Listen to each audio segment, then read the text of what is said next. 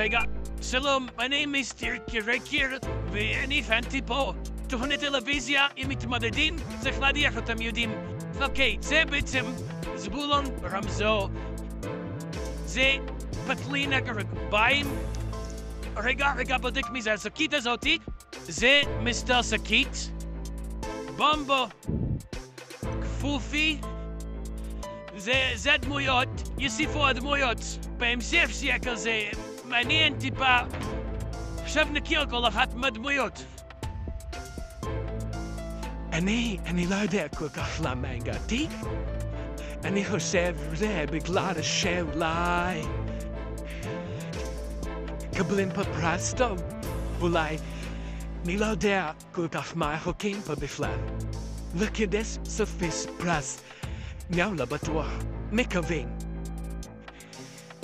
כן.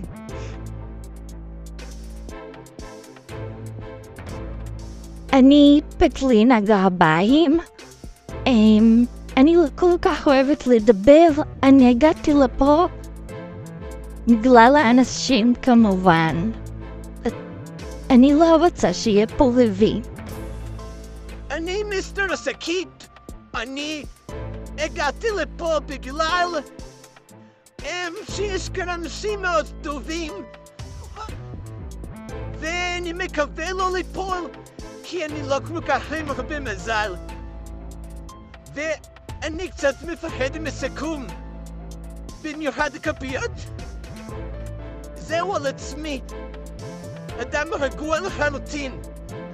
אני כפופי, אני אף פעם לא מרמה והגעתי לכאן בשביל הפרס ובשביל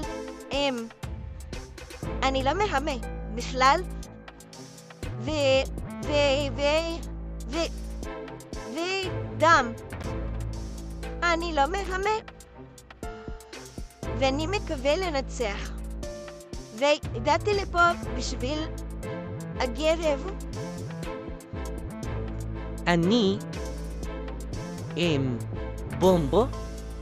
אני כמובן אדם רגוע. לא אוהב לראות רעבים, הגעתי בשביל שלא יהיו רעבים. והחלום שלי זה שלום עולמי. וכמובן, אני הגעתי בשביל להפריד את כל הרעבים. עכשיו שימו לב מתמודדים, ניכנס לבית המשפט ונדיח את המתמודד הבא.